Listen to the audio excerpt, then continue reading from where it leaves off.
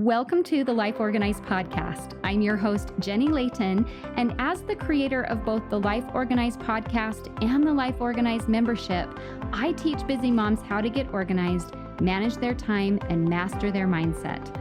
I'm a mom and wife too, so I know how overwhelming it can all be. But living an organized life means you don't have to sacrifice anything. With the right systems and tools, you can get your home and family running like a well-oiled machine and still have time for all the other things you love to do. If you're new here, DM me the word FAST on Instagram at JLTheHappyGal and I will send you my top tips to help you get organized fast. We'll cover clutter, time management, and give you empowering new perspectives that will make organizing your life so much easier. All right. Let's jump into today's episode. So I want to welcome to the show Deanna Yates. Deanna is the creator of Wanna Be Clutter Free, a podcast website. She is the best. Deanna, welcome to the show. Aw, Jenny, thank you so much for having me. Thrilled to be here. It is just so fun. Any chance I get to spend with Deanna, I'm like, yep, I am in.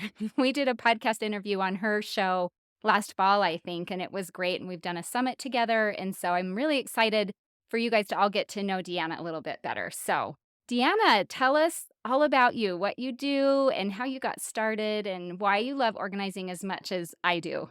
Yeah, sure. Well, thank you again for having me and so many ways and facets we can take this. But my name is Deanna Yates, and it's just my husband, our daughter, and I, and we live in Southern California, and we've lived all over the world. And so why I want to declutter and why I want to organize is because it just makes life easier, right? It's so easy to get overwhelmed with all of this stuff in our homes.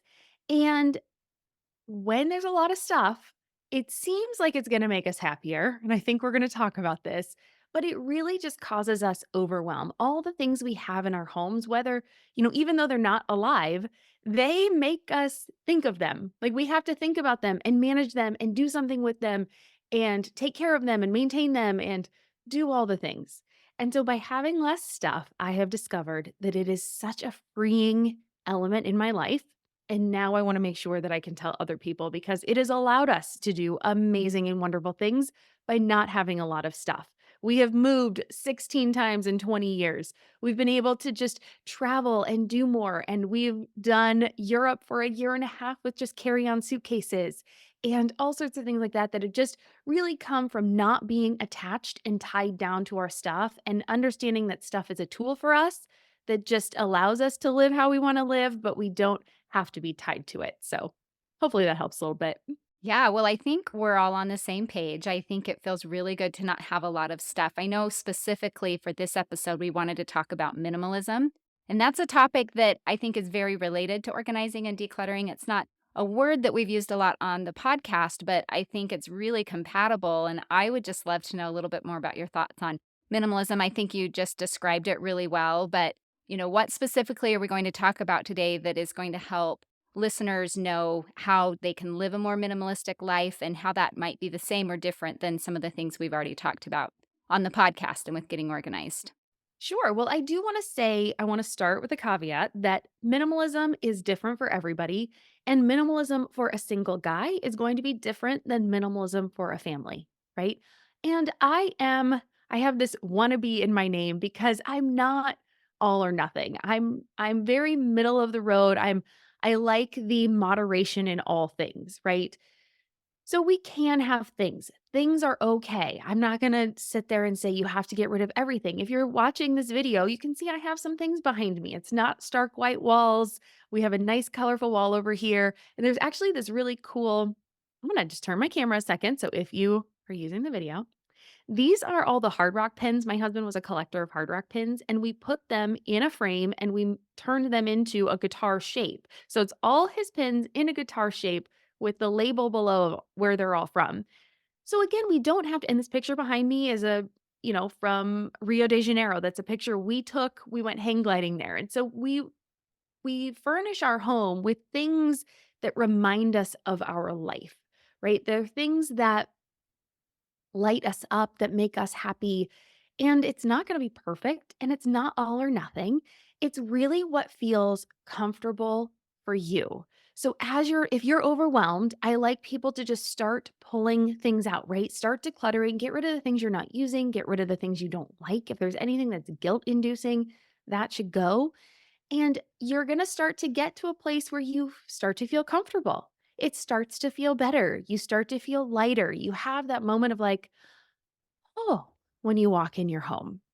It doesn't mean that you have nothing. It means that you have the right amount for you and your family. And knowing that there's stages of life, right? We have a 10-year-old. What she needs now at 10 is different than what she needed at 2. And being able to let go of those things, trying not to hold on to things just because they have sentimental value and putting them in their place, knowing that like stuff is stuff. And yes, it gives us these feelings. All the things we have feelings attached to them. And if we can curate that stuff, it can help us appreciate the points we've been, appreciate the things we have, but we don't have to hold on to it just to hold on to those memories. There's ways we can remember those things and catalog them and hold on to them that mean we don't have to keep the actual physical thing. Like with these hard rock pins, right? Instead of just putting them in a box that's in the garage and we're like, "Oh yeah, we have those things." Well, if you're going to keep something and it means something to you, then put it on display, put it up on the wall, work on it. His guitars are right next to it. So he plays guitar. So we put his guitars on the wall to act as art, but they're also guitars that he can just take up off the wall and play them and be able to use them instead of just having them tucked away where we won't ever use them or see them. So it's a convoluted way about minimalism. We're going to talk about happiness, I think, and why we think stuff makes us happy when it actually doesn't. The paradox of choice and having too many choices and what that means for us. And like I said, just that freedom, right? It's about being lighter, about being free, about not being overwhelmed, about not being um, for me, I realized when I have stuff in my periphery, right? When I'm sitting at my desk and they're generally my desk in the middle of the day. I record in this office, but I generally sit in the middle of our house. And so if there's a bunch of stuff in like that I can see, it takes me out of the deep work that I need to be doing on my podcast and for my clients and takes me into the, oh my gosh, I forgot to do that, or I've got to check that box off, or oh, I got to put the dishes away, or I got to put the groceries away, or what are we going to have for dinner tonight, or anything that I see is going to spark some thought. And that then takes me out of what I want to be doing. And so that's where minimalism comes in for me. It helps me kind of just quiet my very busy mind and Right. focus on the stuff that I actually want to be doing and Right. actually want to be working on and the things that make me happy versus checking off what I need to make for dinner. Right. We have a saying on the podcast that external clutter creates internal clutter, and I think that's just what you described is it's just so distracting and getting rid of extra stuff helps us focus. I feel like I want to go back and highlight something you said that really made me feel good. You said minimalism is different for everybody, and it doesn't mean that there's nothing in your home, you just have the right amount for you. It made me think of a time I was organizing for a client, and we did quite a bit of organizing together. So we were in her kitchen, and I mean, she probably had a dozen or more different kinds of birthday candles, and I was like, "Oh, like, I have 1." I have those little pink and white striped green and white striped candles you get. That's all I have, and I started feeling bad for my kids that I wasn't a very fun mom, and then we organized her craft room and, like, dozens of rolls of wrapping and ribbons, and I have, like, 3. And it was funny because I started to compare myself to that and think, I wonder if I just don't make it fun enough and I'm not creative enough, but I had to come back to kind of square one for me is what works for me, how much do I want to have, and I feel like you really addressed that when you said it's different for everybody and you just find the right amount for you. For me, I just wanna have just a few because I don't like to be creative in that way. There's other ways I like to be creative. So I think that just gives listeners permission that minimalism can range and look different for everybody, but we're just looking for that right amount for you. So I really appreciate that. I think that's really great. Yeah. So let's talk about the happiness piece. You were saying kind of stuff equates to happiness or it doesn't. Tell us more about that in your experience. Yeah, so there is this famous study called the JAM study, and it is actually about marketing and kind of selling products in a store. But I do think it has a lot of uh, comparisons and similarities for us in our own life as well. Okay, so the jam study was at this grocery store. They set up 24 different kinds of jam and they offered customers a dollar off coupon for whatever jar of jam they wanted to buy. They could taste any of that they wanted, as many as they wanted, but there were 24. And then the next day, did the same study, but instead of 24 jams, they cut it down to 6. Same dollar off coupon, same you can try as many jams as you want. And 1/10 of the people that came through and looked at jam and ended up buying the jam, it was only 1/10 of the amount with the 24 options versus the 6. So 9 times as many people bought jam when there were only 6 options versus when there were 24. And it's because our brains get really confused and we don't like to make choices because we feel we're missing out. So that is it, is the fear of missing out. Did I make the right choice? It's also called the paradox of choice. Did I make the right choice? You see this in, like, if you watch like crappy reality TV, like I like to do sometimes, in all these dating shows, right? Where there's one bachelorette or one bachelor and they have 25 people to choose from. And it's really hard for them to then narrow the field down because they're constantly comparing, like, oh, did I make the right choice? Did I send the wrong person home? Did I buy the right jam? What if I would have liked mulberry better than blackberry or whatever, right? You then, your brain has this moment of like comparison. It's exactly like you were talking about. You're comparing it to the other options, to what other people have. And so if we can just say, I'm going to set my standard, right? I've been working on this a lot in my life because I am a maximizer. I don't like to spend a lot of money. I like to save money. I like things to be as multifunctional and multi-purpose as they can. I like to make sure things that are going to be like super useful. But I've been trying to like lower my bar just a little bit. And it's like, here's the level I need to get to. And once I get there, I will be satisfied with my choice. So currently, we're planning a trip for the summer to Europe. And we're like, okay, we've got these 3 things we really need to hit. Then let's pick the next kind of things we kind of want to do, build in a little bit of time for the things we need to do. And then that's going to be okay because there's multitudes of choices we can make, right? I mean, it's just like even in San Diego where I live, like we had friends come in town and it's like, okay, what do we want to do? And there's so many different options. And when we have so many options, that's when we start to become unhappy because we're dissatisfied with the choice we made because we always wonder if the other choice would have been better.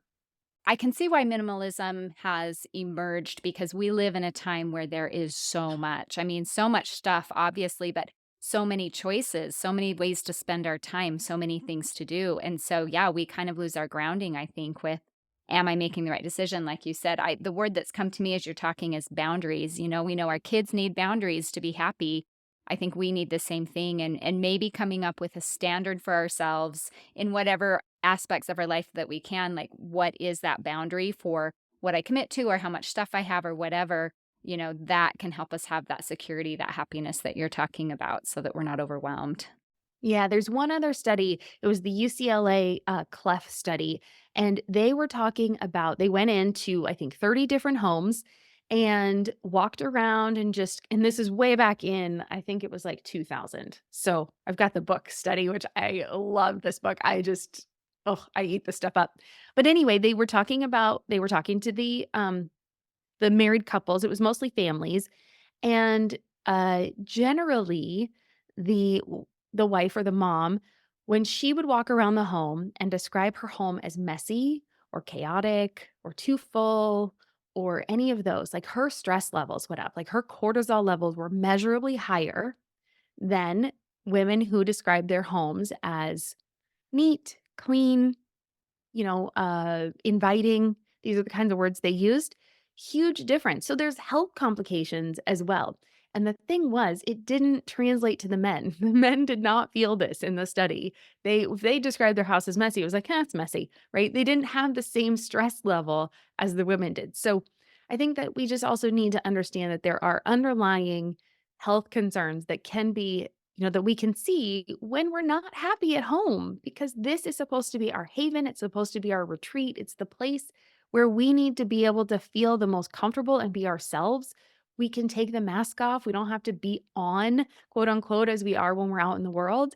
And when we're not happy at home, it is so much harder to then do the things we want to do and be the people we want to be and show up as I like to call them the three Ps: the parent, the person, and the partner you want to be, So I think that is really why we need to get to this point of like just the right amount for us.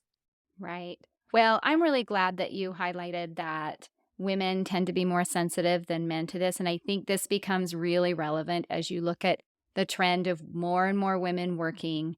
And though there's partnerships in marriages and there's hired help, there still is that emotional burden that we carry with how the house is functioning. So that's where I think minimalism, decluttering, systems, organization, routine becomes even more important because there's a lot that we are balancing. And so, for us to feel calm and at peace as we're taking this giant commitment of now work into our lives, we better know how to keep the home running too, or things start to unravel really fast. So, that's an interesting study about that and also just about the health benefits. So, okay. So, how do we go about it? Okay. What's the first step? First step, I think, is limiting our inputs. And you talked about this with the comparison, right? So, the best way, the easiest thing you can do today is unsubscribe from emails, from sales and marketing emails that are coming to your inbox. Now, if you have something very specific, like right now, I'm working on, like I said, we're packing, we're going for the summer. So I really want to get some merino wool shirts for and maybe a dress for my wardrobe. So I have currently some emails coming in from all these different wool companies, but I know that this is going to be a very short-lived time period for me. So once I buy the products that I want, I'm going to unsubscribe from these emails so that I'm not tempted to get more, right? And then when I want them again, maybe I'll go back and I'll subscribe again. But understand that things don't have to be all the time. So go through your emails, unsubscribe from things that you are just generally deleting anyway. Like, especially if they come in and you're like every morning, you're like, okay, delete, delete, delete, delete. Take one morning this week and unsubscribe from those emails instead of just deleting them. Go through your Instagram, your Facebook, your social medias. Delete, unfollow accounts that don't make you feel good, that make you feel like you're not enough, that don't lift you up and make you feel energized and positive. Right. If you have catalogs coming into your home, go to catalogchoice.org, unsubscribe from these catalogs. It's a super easy way to do it. One of the houses we lived in, they were Uber shoppers. I had I would get a stack like 6 inches tall of catalogs every month or two.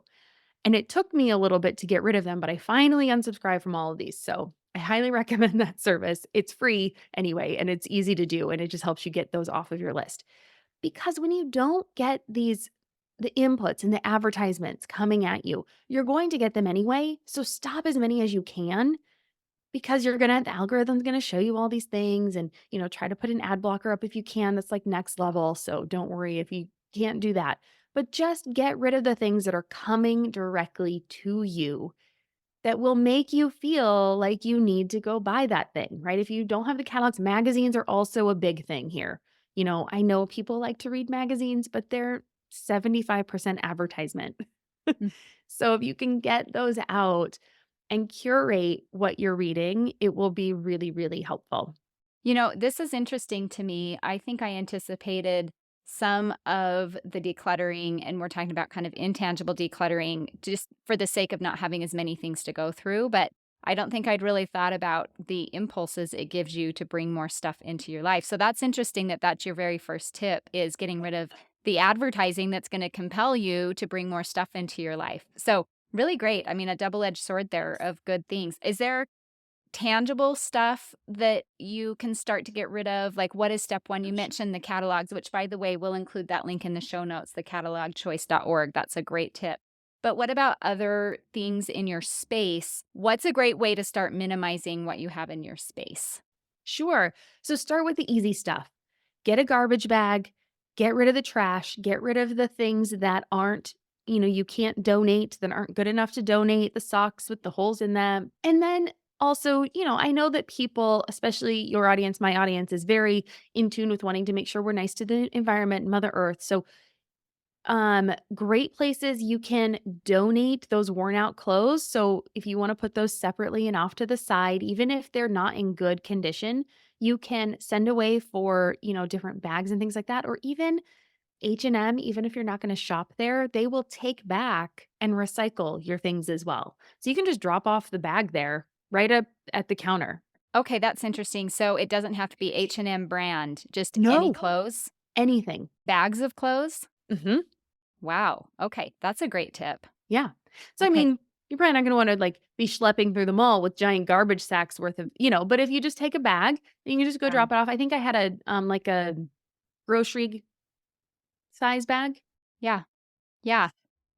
So, and then you don't have they'll give you a coupon if you want to shop there, but if that's not where you're shopping, that's totally fine, but at least it's a way for you to recycle your clothing without having to send it off and knowing that at least it's going to be sorted through, um, and taken care of, which is great. That reminds me of a tip that we talk about also on the podcast, First In, First Out, where when you're bringing something new in, you want to know what's the first thing you're going to take out. And I love that you shared that example with shopping because that's a real place that you're going to be bringing a lot of things in. So if you can just manage the balance of your clothes right at the beginning and just, go through your closet and make some space before you bring things in and then have somewhere to actually take it. I think that's a really great plan. So, I love that. yeah. Yeah, Yeah. that's great. I do love that. That's a great way of looking at it, first in, first out. Yeah. I love how you put that into terms. That's really great. I mean, I was an accounting major, so I love all sorts of like That's where it came from. It's an accounting term, and I'm not an accountant, but I'm glad I could teach you something about accounting, I guess. I love it. And so, okay, so first and foremost, yes, let's just start with the easy stuff. Go through, pick one area. I mean, if you were just going to get rid of the trash, do a day where you kind of just go through your house and grab the easy stuff. That will give you a really, really great place to start. Not going to be very mentally draining, not going to be emotionally draining. Start with the easy stuff. Do not tackle your pictures on day one. Do not try to tackle your husband's collections. We're not going to touch other people's stuff. We're doing the easy, old, worn out stuff we don't really want and let go of it. That's really good advice. Let's not make it harder than it needs to be. Yeah, Start with keep the it easy simple. stuff. Yeah. Okay. Okay. So here's a question for you. You're on board with living this way. You can see how it helps your life and it gives you so much less to manage. You don't have decision fatigue. You can focus on what you love. What does your husband think of it? How does your child feel when they go to someone's house and they have, a huge game closet or they have a big closet full of clothes or maybe a pantry that is just stocked to the hilt with things? Does that create some dissonance for them? How do you reconcile your family to this type of lifestyle? Well, I'm a little bit lucky. So first I will say I think my husband was way more the quality over quantity person than I was. That doesn't mean that he doesn't want a lot of quality things, but at least I was able to go at it with that angle for him. Like maybe we just can have less stuff, but we can have the nicer things. So I think sometimes you have to speak in their language, Okay. That's whatever a great language point. that might be. So think about how they're looking at the things, and I'm very lucky that he's not too much of a just in caser. Again, we're not perfect. We're not Stark. He still has some collections, but we've been creative with a few things, right? But he also has two big totes of one of comic books and one of baseball cards. And we reconcile that with I have two totes of Christmas ornaments. So it's kind of like we kind of just try to keep each other in check and say like, "Okay, you've got this, I've got that." Not like a tit for tat kind of a thing, but just more of like a understanding, like just being compassionate with each other. I'm not going to make him get rid of these things if he's not ready to. At this point, I don't know that he really wants to keep holding on to them, but he still has to get over the mental hurdle of what if there's one comic book in here that is worth something? Or what if there's one baseball card that I could sell for $1,000 or something? I don't know. I didn't even know what his monetary threshold is at this point. But I know that that has been the struggle for him to get rid of those things. It's not that he wants to hold on to them. There's a potential for money. So I think it's just a growing experience and you have to kind of work with of course, we're working with the people we love, right? They're our family. So, but working with them within their language and finding that commonality and the understanding of why are they keeping these things instead of just being like, you have to get rid of them. Let's talk about the daughter. She actually loves that her room is organized. It's a huge selling point for her. Like, so she still does. I would not consider our daughter a minimalist. I'm not going to force that on her. I'm not going to say you can only have so many things. She has her own money and she can buy her own things, right? So she gets an allowance and she saves and she can buy things. We don't actually buy her a lot at the holidays. So we will generally pay for a a nice birthday party, and we'll generally buy her an experience or one big thing that she's looking for, but we don't buy her a ton of gifts. We expect the gifts to come from her friends. I tried no gift parties, they were a disaster. Okay, good to Nobody know. yeah, nobody coming liked it, and then Yeah. it was weird then when we went to someone else's house and they got gifts, but she didn't, so that was a quick one-year experiment, and we never did that again. Thanks for taking that for the team. Now we Yeah, and it is what it is, right? It's these life phases. So as she gets older, her gifts are going to become smaller and more expensive, they do. and That's you for just sure. kinda go like, "Well, it's okay," right? So if she has a bunch of Legos right now, there's gonna come a time where she doesn't want the Legos, and she's not into fashion yet, but there's gonna be a time when that's gonna shift. And so just laying the boundaries, and if she can see me and how I do it and I'm okay with it, and I talk about decluttering with her and I talk about like if I go shopping, I'm like, well, I'm going to buy this because I can replace this, or this is why I'm buying this thing. She sees me do this a lot and she hears me talk about it a lot. So I'm modeling the behavior for her, which is really helpful. And we do actually have a pretty stocked pantry. I think we might have the pantry where the kids are like, "Ooh, come to," because it's consumable, right? That stuff we go through it quickly. So I don't consider that kind of stuff to be clutter. For me, it's the things that we don't use. And so right now she's using the things in her room. We go through regularly twice a year, we go through the things she has just to keep up on it, because that's where it really starts to get the overwhelming, is like the stuff that comes in but you never take out. And so we do a couple times a year, we'll just be like, all right, well, let's just go through things. We do it like 20 minutes at a time. So it's not too crazy. And it'll just take us a couple weeks that we'll go through different categories of things, right? We'll do like your books one day, your clothes one day. Clothes we kind of do every day, just as she's like, I'm like, you haven't worn this in a while. Does it fit? And she'll be like, oh no. And I'm like, well, tell me it doesn't fit and we'll get out of your closet. I'm a Kids just minimalist. do Come that though. on. Right. Well, I like the way that you've approached it because what I'm hearing is you're creating a culture that just kind of unconsciously is teaching and helping your daughter and your husband understand the value of what you're doing. And that's such a contrast to an environment where you're preaching it and enforcing it and limiting what they can do. People will resent that and they won't embrace it. And so I think, you said you're just lucky, but my guess is that you have been creating this culture for a long time and things don't change right away. If we have listeners who have just in case type of husband, I like how you said that, or kids that really like to collect things and are attached to things, it's going to take some time to kind of turn the ship. And maybe in some ways it never will. Maybe you start with your own things and you share the freedom and joy and happiness that you feel from having less. And hopefully that will be something that influences them. But yeah, you can't force it. But I think example's a really good way to go. Thanks. And we have rock collections and stick collections. So she's a regular kid. She's a normal kid that likes to collect random things too. Yeah. Yeah. Well, that makes us all feel good to know that even you as an expert. Yeah, the one thing we do that does help with that is you have a container. And I know you talk about this, but if you have a container that's like, this is the stick box, if it doesn't fit in the stick box, or this is where the rocks go, if it doesn't fit in the rock bowl, then, or the treasure bin, then you've got to make a decision as to which one you want to keep and which one goes. But I don't choose what sticks and rocks and treasure she keeps. She gets to do that. I just say, let's keep it reasonable. Let's keep a reasonable amount so they're not everywhere in our house. Right, because who's got the time to be going through all rocks and sticks? There's enough to do.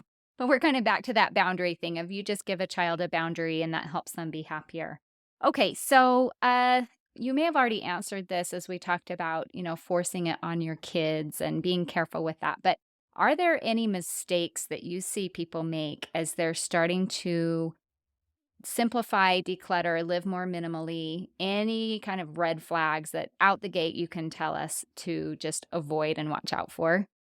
Yeah, trying to pendulum swing back the other way, right? Like if you've never done this, if this is a complete 180 from your normal life or what you've been doing up to this point. I see this with New Year's resolutions. I see this when and anytime someone wants to make a change, trying to go completely opposite is going to be very, very, very difficult. So start small. Don't try to declutter your whole home in one weekend, right? Start with one, like I said, start with the easy stuff. Do that. That's going to feel amazing. And you're going to get a ton of bags real quick. That's going to feel good. So then next, just focus on one small area. Maybe you're going to say, this week I'm focusing in my kitchen. So one day I'm doing the utility drawer. One day I'm doing the silverware. One day I'm going to do our plates. One day I'm going to do our cups, and one day I'm going to do the pantry. One day I'm going to do the pots, right? So you're not doing it all. You're not saying I'm doing the whole kitchen today because that is just so overwhelming. And then also understand it's like a diet. I think most people understand this part. When you want to change, when you want to lose weight, you say like, okay, I'm going to limit the number of calories I'm going to, eat this week. And first day, you're excited about it. So you can live through the hunger pains. The second day is the hard day when you wake up and you're like, I am so hungry. I could eat my hand. That's the day you have to really dig in and understand why you're doing this. Same with decluttering and letting things go. The first day is easy. You're excited about it. You're going to make a lot of progress with just the easy stuff. The second day, when you dig into that drawer and you're like, I haven't used this in a while. Do I really need it? Maybe I do, but what if this happens? So that's the day you have to just be like, okay, I'm going to trust myself that if I haven't used this in a year, maybe 2 years, right? If this is new for you, give yourself a longer non-use time period that feels a little bit more lenient, gives you a little bit more grace, gives you a little bit more buffer, and say, okay, I haven't used this in 2 years. I think I can let it go. And then if I need it again, we live in a very prosperous society right now where I can probably get this thing pretty easily. I'm not going to have to whittle it out of wood myself. I'm not going to have to grow the crops to make the thing. I can just buy it. It's going to be okay. So then we can let go of that thing. And so just start there and understand that just on day 2, day 3, day 4, it's going to be a little challenging. But if you can start to get to day 5, it's going to start to feel so much easier. You're like, oh, I make progress and I can do this. And I'm the person that does this kind of thing. That's when the real change starts to happen. I heard a lot that I liked in there. You just said, I'm the type of person that does this thing. I think changing your identity is huge. So I actually have a mindset question I want to ask you. So we'll get to that. But I did want to just point out that as you are starting small, that becomes something manageable. So as you're facing it on day 3, day 4, the best way that I've found to start implementing little habits like this is to just incorporate it into an existing routine you have. And so if every time you're done emptying the dishwasher, you then just go clean out a drawer, that's something that your brain doesn't fight against as much. And it just helps you build that evidence that you are that type of person and really make some progress. So I love that you said that. You just kind of, highlighted how small it can be when you start. But yeah, let's talk about mindset just a little bit. So one great tip is I am the kind of person that does this, but what else have you done mentally to help you support minimalism and stay in that mindset? Practicing gratitude. I mean, that is the one of the best things that has really helped. And it helps you get out of that comparison mode too.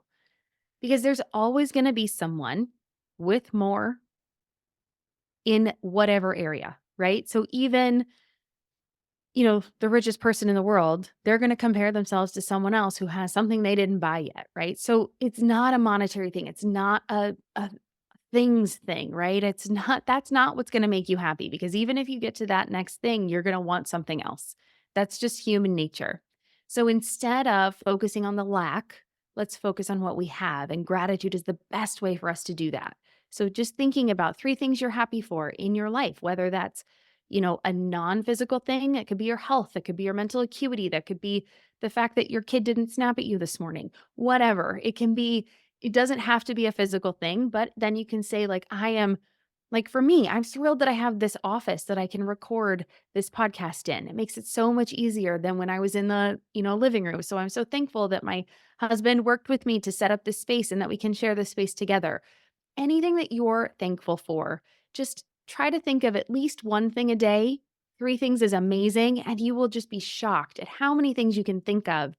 And if we start to spin it positively, right, in our life, and not toxic positivity, not like, oh, I'm so happy I have this desk, like things that we're really grateful for, it makes it so much easier to start seeing those good things in our life every day versus immediately going to what we don't have, right? I don't have these birthday candles, but you know what?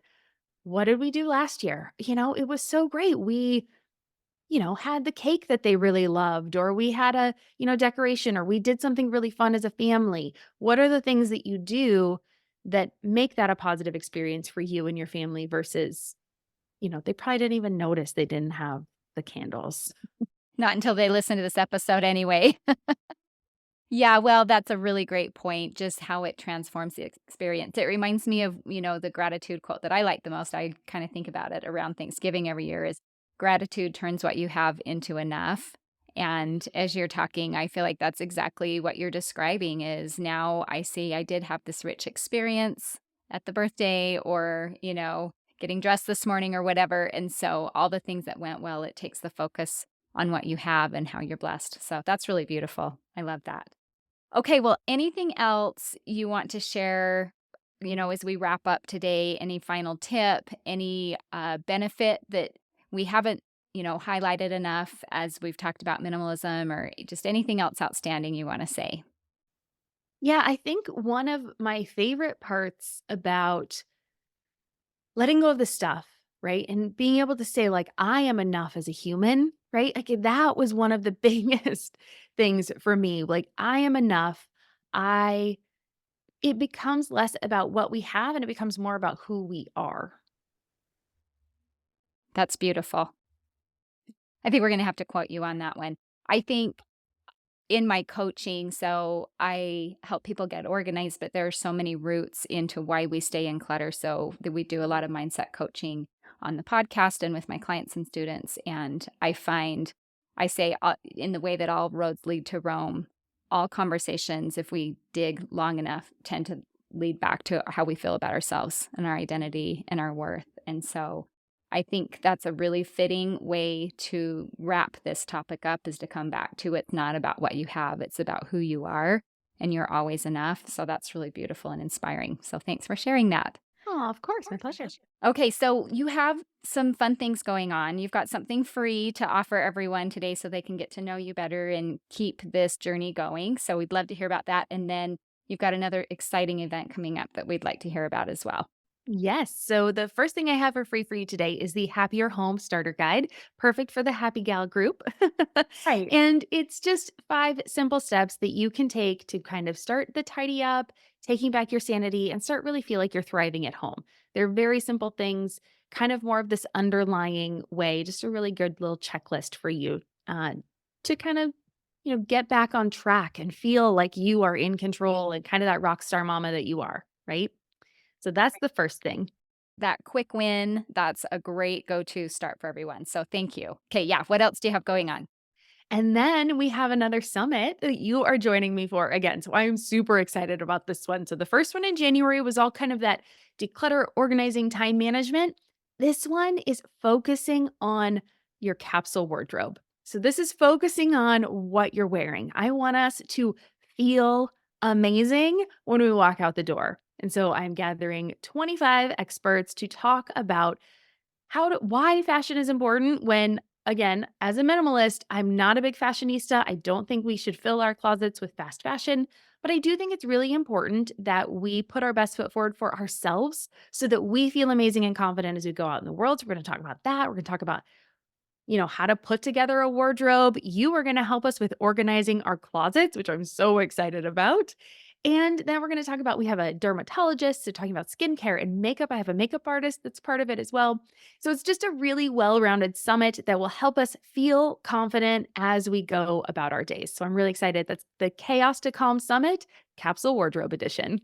That is perfect timing right before school's out. And I really want to encourage everyone to check that out because we are heading into a season that it's going to be so heavily focused on the family. We can lose ourselves a little bit. And I think it's important that we have this self care. And so just to get those little tips, and maybe it is with our skin, or maybe it is with, how we know how to style an outfit, or whatever it's going to be to make you feel better. That's a must listen in my book. So I hope that you'll check that out and get involved with that. That's a great opportunity for all of us. So, okay, well, Deanna, this has been so fun. Thank you so much for joining us. I think we're all pretty inspired and ready to go do some decluttering and live a little more minimally. Thanks, Jenny. Okay, we'll talk to you soon.